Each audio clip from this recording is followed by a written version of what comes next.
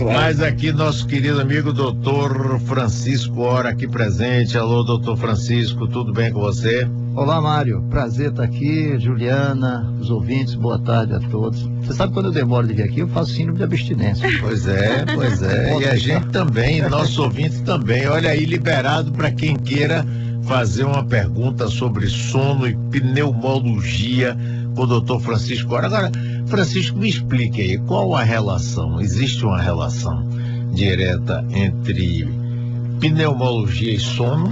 Existe. Qual é? Hoje você tem 4 áreas de atuação da medicina do sono: pneumologia, otorrinolaringologia, neurologia e psiquiatria. São chamadas assim as 4 irmãs. Odontologia entra também? Odontologia entra na área de tratamento. Porque existem tratamentos específicos e para determinados graus de apneia, que são aparelhos intraorais, aparelhos ortodônticos. Então o odontólogo entra nessa área. Já existe uma grande escola no Brasil, já existe a odontologia do sono, para você imaginar. Eu acabei de chegar do Congresso Brasileiro de Sono, que foi o 14º Brasileiro de Sono e o primeiro de odontologia do sono. Você imagine como isso está crescendo. Ah, é o primeiro de odontologia? Você dormiu nesse congresso? Não fiz a parte prática, não, só a teórica. Não levei tão a sério assim. Sim, mas e o que é que há de novo nisso? Vem cá. Primeiro, para poder colocar os pontos nos is, quais são os principais fatores que impedem uma boa noite de sono? Olha, o sono e a vigília têm uma relação inseparável. Então, muito do que você faz errado durante o dia, ou deixa de fazer, ou faz em excesso, ou deixa de fazer, vai se repercutir. Quando eu falo muito do que você faz e muito do que você pensa. Sim. Isso vai repercutir na noite e vice-versa. Então, é indissociável. A ideia da medicina do sono parece um absurdo você imaginar que a medicina do sono começou no final dos anos 50. Então você diria, peraí, antes disso ninguém existia? Não. A ideia, do ponto de vista fisiológico, era que dormir era um ato de ligar e desligar. Eu me lembro que os primeiros anos de faculdade, na graduação, se falava, o sono é um momento de repouso absoluto, tanto que na mitologia grega, Hipnos, a figura do sono, era irmão gêmeo de Thanatos, a morte, não por acaso, porque ambos eram momentos assim de profunda, paralisava tudo. E a ciência foi mostrando que o sono tem um metabolismo, tem uma fisiologia muito intensa. Por exemplo, em determinadas fases do sono, a temperatura basal do cérebro aumenta, o cérebro esquenta, a gente pensa mais, a gente cria mais. No sono? No sono. Surgem insights, são famosos insights de figuras que tiveram grandes ideias dormindo. Eu tive cada sono incrível, rapaz, inclusive que geraram ideias. Exatamente, que viram ações. Mário, é famoso isso, você tem a história mostra, e a medicina do sono já estudou isso, claro. Você tem figuras como, por exemplo, Gandhi, Mahatma Gandhi. Muitas das soluções políticas, ele perguntavam a ele como é que você conseguiu chegar a essa costura. Ele dizia, dormindo. Fui dormir, pensei e tive essa ideia. O John Lennon e Paul McCartney fizeram o Yesterday, um deles, e a ideia deslanchou, a música saiu em sono. A máquina de fiar, que trouxe a Revolução Industrial para a Inglaterra, o cara teve a ideia da máquina dormindo. O núcleo do benzeno, que deu o prêmio Nobel a Kekulé, um famoso químico da época, ele tinha já na cabeça dele aquilo avançado, mas não saía a fórmula, saiu dormindo. O DNA, aquela estrutura da cobra bidirecional, veio em sono. Então, um detalhe, é bom a gente dormir com um papelzinho, para anotar, porque se você tem a ideia e você não anota, você pode esquecer. Pode esquecer. A tendência é esquecer. E por que a gente tem essas coisas? Porque naquele momento de sono profundo, você se abstrai das outras influências externas. Você é só cérebro. É fantástico isso. Você está só pensando naquilo. Agora, vamos atender os ouvintes, que tem muita gente querendo falar com você, mas depois eu quero que você me diga sono e psiquiatria. Alô, Elisa. Boa tarde. Boa tarde. Doutor Francisco, eu queria fazer uma pergunta ao senhor. Pelo SUS, pode fazer o tratamento do sono? Porque eu tenho um filho que ele leva assim 36, 48 horas sem dormir. E ele tem dificuldade de dormir à noite. E quando ele dorme, só dorme de dia. Isso aí, eu lhe diria que você tem poucas opções pelo SUS. E aquela história A medicina, o SUS é uma realidade, tem que se tornar uma realidade. Mas ainda não alcança tudo. Ainda não alcança. O Instituto do Sono da Universidade Federal de São Paulo, por exemplo, estava lá com o Sérgio Tufik, que é o grande idealizador, o grande mecenas do sono no Brasil. Ele montou o maior Instituto do Sono do mundo, Mário. Esse é público. Em tamanho e em pesquisa, ligado à Universidade Federal. Ele atende público, atende privado, mas ele estava me dizendo recentemente, ele deixou de fazer exame pelo SUS. Porque o valor do investimento dele, depois, não era para ter lucro, não vinha ainda por era cima, para pagar, repasse irregular. Então, aqui na Bahia você tem esporadicamente se faz o exame no Hospital Otávio Mangabeira, não sei se está fazendo de rotina, mas efetivamente na rede da chamada medicina suplementar você já tem acesso a esse tratamento. Mas na medicina do SUS, não tem. Eu diria que não temos, infelizmente. Alô, Ronaldo, aliás. Boa tarde. Boa tarde. Doutor, eu queria tirar uma dúvida. Eu normalmente à noite eu ronco muito, entendeu? Pois não. E isso fica impactando até a minha vida pessoal mesmo, que o pessoal reclama muito e tal. Eu acordo as pessoas e elas me acordam também que estão roncando muito. Queria saber se tem algum tratamento, algum exame que eu possa fazer para... Tem. E o ronco, veja bem, o ronco normalmente ele pode estar associado, é frequente essa associação, com as apneias do sono. Quer dizer, além do indivíduo roncar, ele para de respirar naqueles momentos que precedem o ronco, ele volta à respiração. A obesidade é importante nisso. Muito, é uma relação marcada. E o ronco traz problemas para o cônjuge. Você imagina. Aí, quem dorme, hein, pai? O Instituto do Sono em São Paulo fez um trabalho belíssimo, mostrando o impacto disso nas esposas dos roncadores. São senhoras que passaram a ter... Quando é mulher, tem mulher roncadora também, tem. Depois da menopausa, se iguala, em termos de prevalência. Daqui a pouco eu vou botar um ronco aqui para você ouvir. Alô, Mário. Alô, Mário, boa tarde. Boa tarde, doutor Fernando. Doutor Francisco. Doutor Francisco, rapaz. Mate o homem, mas não mude o nome. É verdade, doutor Francisco.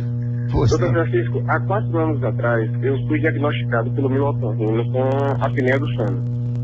E eu fiz uma cirurgia, fiz uma plástica na laringe, diminuí o corneto, enfim. E passados 4 anos, eu continuo sentindo as mesmas coisas. Eu acordo muito debilitado pela manhã, muito cansado. E eu gostaria de saber o que eu posso fazer.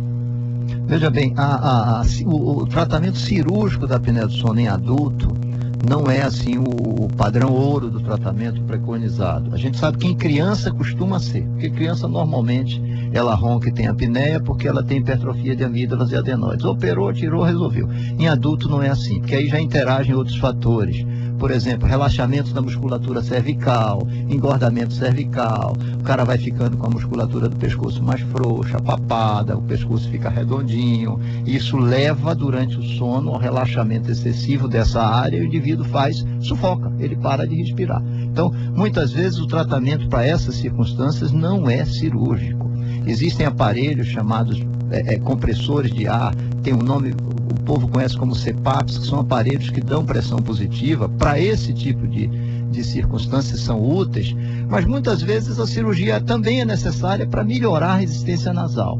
Ou seja, eu lhe oriento a retornar para o médico, pode ser um otorrino, pode ser um pneumologista nessa área mais específica, ele com certeza vai te ajudar. Alô, Jorge. Alô, Mário, bom dia, Mário. Bom dia.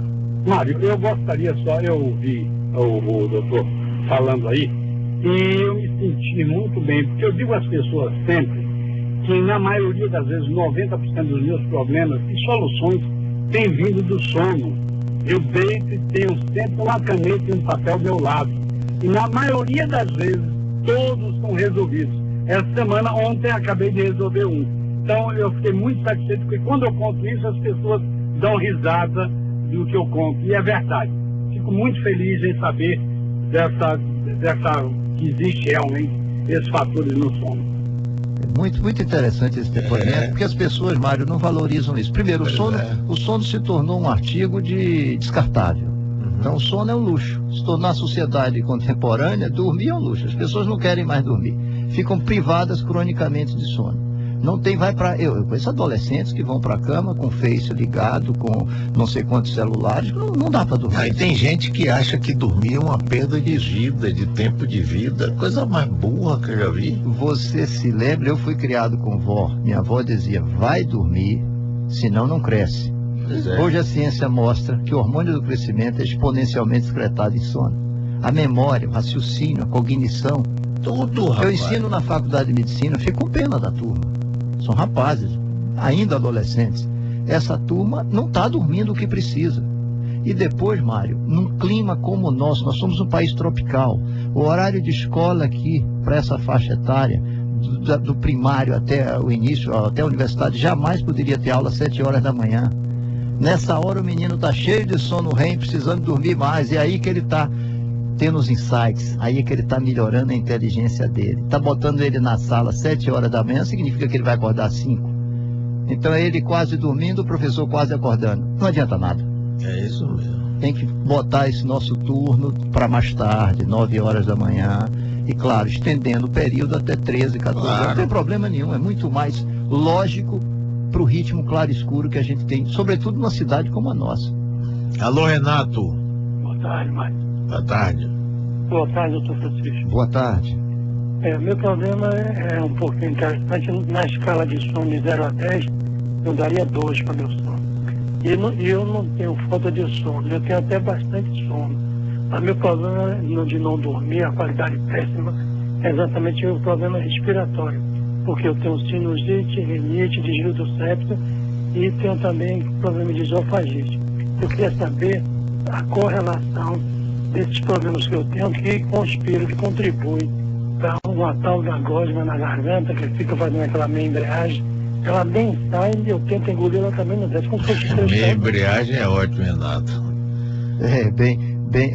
Essa associação de problemas que o Renato chamou a atenção é muito frequente. Olha, se você considerar, os dados epidemiológicos mostram que 32% da população adulta tem apneia do sono.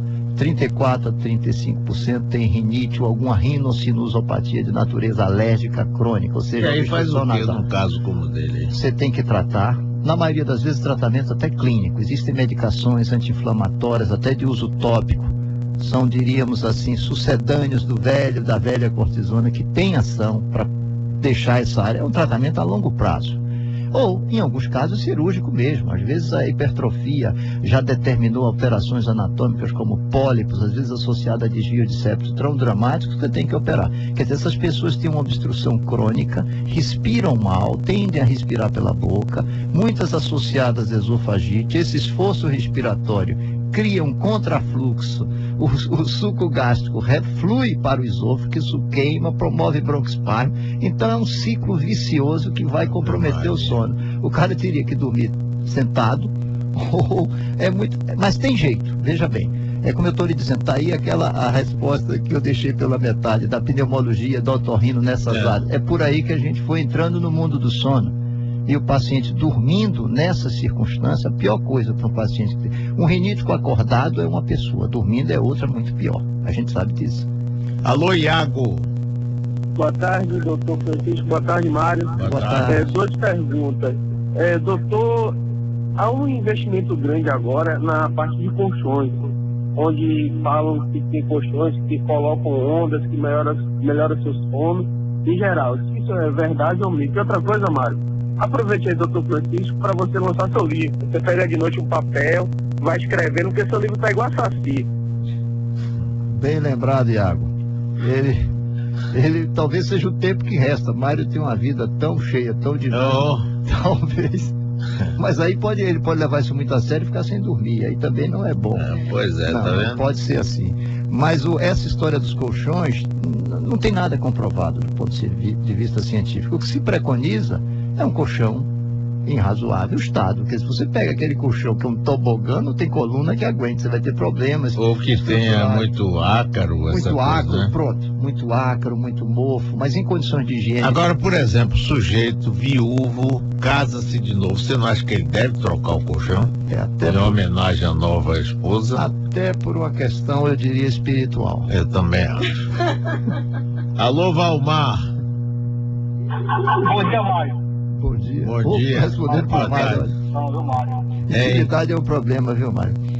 Eu queria fazer uma pergunta ao doutor Francisco. Eu tenho uma filha que usa Venvans, Luvox e Amato, e ela permanentemente troca o dia pela noite, ou seja, passa a noite inteira, e claro, e durante o dia, o que é lamentável, né? Que essa traz a vida dela, social, financeiro, profissional, perdão. Então, eu queria saber se tem algum tratamento para esse tipo de problema. Tem, veja bem, tem. A medicina tem solução. Você tem situações que efetivamente você, digamos assim, você não conseguiria curar, mas só a situação de você amenizar, você trazer uma pessoa que está como sua filha, totalmente desfusada, trocando o dia pela noite, isso tem consequências sociais, laborais e terríveis. Então, tem jeito sim. Eu lhe aconselharia, neste caso, a procurar alguém mais da área psicossomática, da área psiquiátrica mesmo. As pessoas, quando falam em psiquiatria, Mário, tem muitas assim, tá me chamando de doida. Acabou isso. Nada aqui. Acabou isso. Quem hoje assistiu, como nós, a evolução da psiquiatria dos últimos 30 anos, é uma coisa fantástica. Eu me lembro que a gente ia para o chamado, primeiro que não é mais hospício, até porque somos todos meio desparafusados, então a gente tem que levar isso muito a sério. Então é importante... Olhando de perto, ninguém é normal. Pronto. Jaqueline. Boa tarde, doutor Mário. Boa tarde, doutor Francisco. Doutor Mário, eu tenho duas perguntas a fazer. Quer dizer, uma pergunta e um favor para pedir ao senhor. Se o senhor puder entrevistar o Fran Salvador para falar a respeito do ônibus da Sussuarana da Roquinha. Tá horrível, não respeitam ninguém, deixa a gente no ponto, uma falta de respeito total. Pega o cara 4h40 da manhã. Ave Maria. E aí, para o doutor Francisco? O doutor Francisco, eu tenho 46 anos. E a partir de 2 anos pra cá, eu tô com sono leve, acordo a noite toda e amanheço mal-humorada, cansada, horrível. Você tá, pelo que eu tô vendo, você tá tendo um dia bem atribulado. Isso com certeza está repercutindo. Talvez você não esteja sequer atendendo a sua necessidade de sono que você precisaria ter. Isso é muito individual. A gente não pode tomar a nossa, nem pelo marido, nem pela esposa, nem pelo vizinho. Cada um tem sua necessidade de sono diferente. E a gente sabe, aos 40 anos a gente já sabe perfeitamente qual é o nosso perfil. Na maioria das vezes, o que leva a isso é uma espécie de privação crônica de sono. Você começa a ter, por atividades outras, você começa a não dormir direito, a sociedade está difícil, uma pessoa que enfrenta o transporte coletivo. Hoje, Mário, em média, um trabalhador na cidade de Salvador, ele despende entre a casa dele e o trabalho onde ele vai, na maioria vamos chamar assim, o trabalhador, o operário, o pé de boi, ele despende em média 1h30 a 1h40 minutos nesse deslocamento diariamente. Multiplique isso por semana, por mês, por ano, tempo, e para isso ele tem que acordar mais cedo, ele tem que se privar de sono. Você associa isso à insegurança, ao medo, você associa isso à angústia pessoal, ou seja, como é que vai dormir direito? Não dorme. Continuamos conversando aqui com o doutor Francisco. Alô, Pedro. Alô, Mário, boa tarde. Boa tarde. Boa tarde, doutor Pedro. Na verdade, eu tenho uma pergunta para fazer, mas deixa eu só dar uma explicação rápida para esse ouvinte que falou sobre colchão, porque eu trabalho com isso há 20 anos, posso dar uma orientação. Na realidade, os colchões que nós temos hoje, ele não vem com essa situação de antiágua, tipo, o tecido, sim, é que é feito um tratamento antiágua e antifungo. Já espuma ou colchão de mola, não. Então o ideal é que se troque realmente ele no período de garantia dele normal, para que não se acumule fungo, ácaros e essas coisas para frente, né? E, doutor, na realidade é o seguinte, eu trabalho extremamente com estresse, né? Eu fico o tempo inteiro estressado, o trabalho é muito grande. Eu sinto que eu estou dormindo, mas a minha cabeça não para 1 minuto sequer. Então eu levanto no outro dia num estado de cansaço que só Deus sabe. Pois é. Esse é o grande problema hoje da vida contemporânea. As pessoas não têm mais a possibilidade de relaxar o suficiente. Chegar sendo se entregar o tutifamento. Você não tem mais o chamado ócio criativo. Acabou isso. Você tinha grandes ideias. Pois é, rapaz. Você não tem. E a carga de informações, é televisão ligada, é isso, é aquilo. Você tá. É muita informação. É o WhatsApp, é o telefone a chamar toda hora. Quer dizer, eu me lembro, e eu tenho que falar assim, porque eu vou fazer 60, então eu me lembro que quando eu era criança, o mundo parava em torno de 9 horas da noite. Pois é, rapaz. Nas receitas médicas do passado, tinha Dr. Chagas, pediatra, me lembro, famoso, querido, de saudosa memória, tinha na receita dele, no rodapé, entre 20 horas e 6 da manhã, só em caso de urgência. E ele atendia com a maior dignidade, com a maior, mas hoje a sociedade, as pessoas ligam para você 11 horas da noite. Rapaz, não fale mais não. natural do mundo para discutir banalidades. Pois é. A gente não readquirir o hábito de preservar essa mínima privacidade, você fica doido. Alô, Viviane. Alô, boa tarde. Boa tarde. E você vê quantas pessoas ligam, quantas pessoas estão envolvidas com esse problema. Diga, Viviane. Boa tarde. Eu queria fazer uma pergunta para o doutor. Eu tenho um filho de 2 anos e ele sempre teve um sono muito agitado. E hoje em dia eu percebo que ele até dorme uma quantidade de horas boa, mas ele não tem qualidade de sono. Ele se mexe a noite toda, ele levanta da cama, ele senta dormindo. E eu queria saber, não percebo que ele tem problema respiratório, mas o sono dele é muito mexido, né? Não é um sono tranquilo. Eu queria saber se tem alguma coisa que a gente possa fazer para melhorar isso. Não, veja bem, o tempo. Nessa faixa etária, é interessante observar isso. As crianças, o sono da criança, ele muda e muda muito rapidamente. Se você olhar o recém-nato até o 1º ano de vida, muda dramático, muda em meses. E depois até os 5, até o menino entrar na vida escolar, quando ele vai se socializando, vai pegando os horários da sociedade, até aí é o drama. E as crianças mais hiperativas, as crianças que têm QI mais elevado, costumam ter essa dificuldade mesmo. Exteriorizam isso às vezes com sonambulismo, que é o andar, se mexer, às vezes falando, o chamado sonilóquio. Alguns mais angustiados têm bruxismo, ou seja, isso vai passar com o tempo. Não há por que medicalizar uma situação dessa. Observe, a criança está bem, está respondendo bem, aí é bom você já criar rotinas de horário para dormir, horário para comer, o horário do banho, o horário de estudar. Vai criando rotinas, porque ele vai facilmente se ajustando. E temos mais ouvintes aqui agora. Edivaldo. Ô, querido Mário, diga. Eu não estaria satisfeito no dia que você tiver uma televisão, está mostrando aí o seu talento. Mas queria fazer uma pergunta aí ao meu amigo Chibora. Chico, eu já fui a 62 dermatologistas, psiquiatras, infectologistas, e minha coceira continua. Dê uma sugestão, querido. Meu querido Nicori, eu conheço, eu sei da sua luta, da sua história, já dei várias sugestões. Eu sei que o teu problema é um problema de difícil resolução.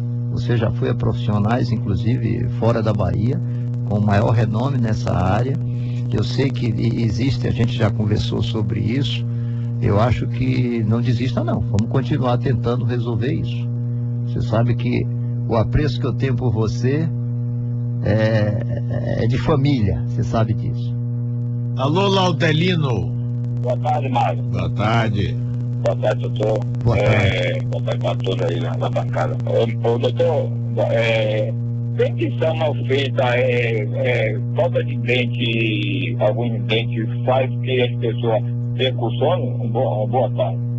Não, naturalmente não, a não ser que você tenha alguma área de gengivite, de infecção associada, alguma protrusão, normalmente, ou isso altere de tal forma, eu não sou odontólogo nem ortodontista, mas em algumas pessoas as alterações ortodônticas levam ao que a gente chama retrognátia, o queixo fica posicionado para dentro. No passado a gente chamava Noel Rosa, aquele queixinho. Isso é terrível para o sono, porque isso é como se você fechasse a via aérea dormindo, sobretudo em decúbito dorsal, de barriga para cima. Então isso fecha, uma gaveta que você fecha. Então isso leva a apneia, algumas pessoas só corrigindo isso, e aí a importância da odontologia no sono, é um dos exemplos, melhora muito. Ana, alô? Boa tarde, doutor. Tudo Boa bem? tarde. Eu sou ao contrário, doutor. Eu posso ter o estresse que for, eu consigo dormir a noite toda. Às vezes eu acho até que é uma válvula de escape. O que é que você acha? Você é um abençoado. Parabéns. Parabéns, não queira mudar isso. Tô que inveja. Olha, existem dados, Mário. Nós estamos vivendo agora o chamado estresse pós-traumático, com mais frequência do que seria desejado. O que é isso? A mocinha vai no banco e é assaltada e é levado o famoso sequestro relâmpago. Fica ali naquela ameaça algumas horas, depois é liberado. A maioria dessas pessoas reagem nos primeiros dias com insônia e com pesadelos. Vai dormir, aquilo reverbera, aquela imagem volta. Olha, é como se o cérebro estivesse fazendo a catarse. Eu digo, deixa passar. É a diarreia, você está eliminando o tóxico. Mas para outros, um grupo menor de pessoas, sobrevém a hipersonia, impressionante. Em uma situação dessa, a pessoa passa a ter uma sonolência brutal, que não tinha. Como se o organismo tivesse, eu estou me desligando para não pensar mais nisso. Ou seja, a natureza encontra também seus mecanismos de ajuste. Alô, Luiz. Alô? Oi, Luiz. Boa tarde. Boa tarde. Mário, eu queria falar o seguinte com o doutor aí. Ele disse que os colchões não têm comprovação científica, mas todas as empresas de colchões apresentam folders com comprovações científicas. Inclusive, eu acabei de adquirir um agora, de uma indústria, que tem comprovações científicas, com X mais A, que funciona, que é assim. Explica isso aí, então. Não, veja bem, você tem, é claro que o colchão tem normas técnicas, normatização, senão se interfere. Se você for dormir no colchão irregular, desproporcional ao seu tamanho, ao seu peso, é claro que você não vai dormir bem. Travesseiro, altura de travesseiro, tudo isso tem a ver com o biotipo da pessoa. Isso já está comprovado.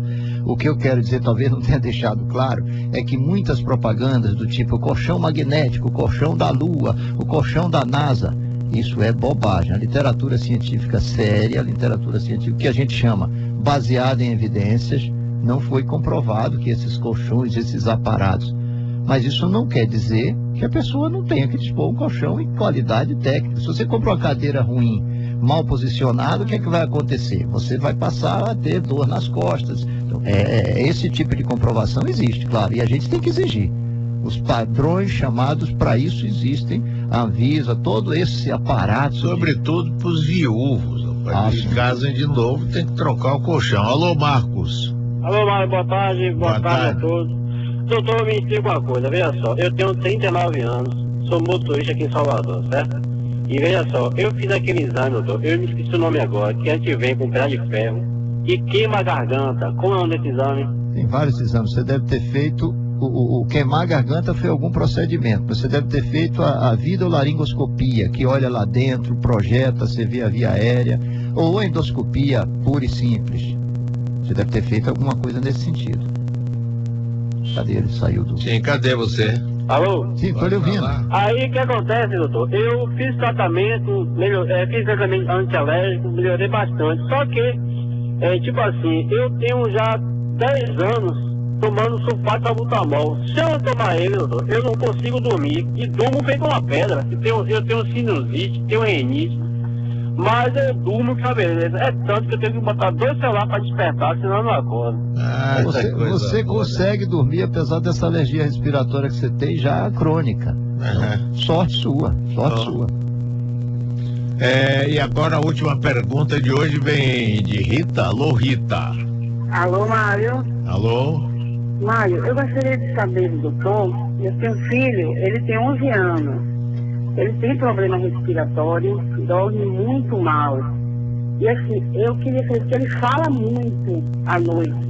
Se isso tem a ver com problema respiratório e se isso pode prejudicar ele no rendimento escolar. Não, veja bem, as duas coisas. O falar muito, chamado soniló, que eu falei há pouco, essas manifestações de atividade cortical, às vezes até motora durante o sono, são normalmente fisiológicas nessa faixa etária. Não se preocupe em tratar isso. Isso não significa que ele tenha doença, que ele tenha alguma manifestação de qualquer nada disso. É a criança normal, desenvolvimento psicomotor normal. Agora, o problema respiratório durante o sono deve ser corrigido o mais precocemente possível. Aquele menino assim, respirador bucal, que tem o lábio superior levantado, como se respirasse pela boca o tempo todo, ele poderá ter, se não tratado, se isso comprometer a qualidade do sono, ele poderá ter retardo no crescimento, no tamanho. Isso está demonstrado cientificamente. Isso pode comprometer um pouquinho a atividade lúdica, a atividade cerebral dele no dia seguinte. Agora a última vem aqui, Luiz Silva diz que tem uma criança de 6 anos que ronca. O que fazer? Por que ronca? Não é gorda. Nessa faixa etária, leve a um otorrino para ver a via aérea superior, avaliar amígdalas, adenoides, provavelmente está aí o X do problema. Muito bem, doutor Chico Hora, muitíssimo obrigado pela sua presença. Volte sempre para não ficar com síndrome de abstinência, viu? Um abraço para você, obrigado. Um abraço, Mário, eu que agradeço e parabéns. Olha, você não imagina as questões, você sabe que eu partilhei daquele problema que houve no centro de convenções. A minha esposa era presidente do Congresso, presidiu o Congresso, eu sei como isso mexeu com ela, e ela não tinha, evidentemente, responsabilidade direta nenhuma sobre isso, claro, mas a necessidade de esclarecer os fatos. E olha, nós recorremos simplesmente não, no sentido de botar os pingos nos is, de mostrar como as coisas efetivamente aconteceram. E eu fiquei feliz nisso tudo, apesar de ter sido uma circunstância infeliz, eu fiquei feliz de observar a impressionante audiência e o poder de divulgação que você tem. Você não sabe como é poderoso. Você imagina que pouco tempo depois eu estava no Rio e nesse Congresso de Sono encontrei colegas do Brasil inteiro. Tem gente em Porto Alegre que ouve seu programa quase que cotidianamente. A gente imaginar que a Bahia hoje produz um programa do nível que você produz, não é puxa-saquismo, não estou na escola de Abraão, não, viu, Abraão? Você imaginar que hoje a gente tem o prazer de ouvir das entrevistas que você faz, não é? A gente tem a satisfação de assistir ao Entre Páginas, coisas desse tipo, parecem coisas bobas, mas a Rádio da Bahia não tinha isso. Então, mérito é seu e saúde, chefe. Continue firme pra gente. Obrigado, meu querido amigo.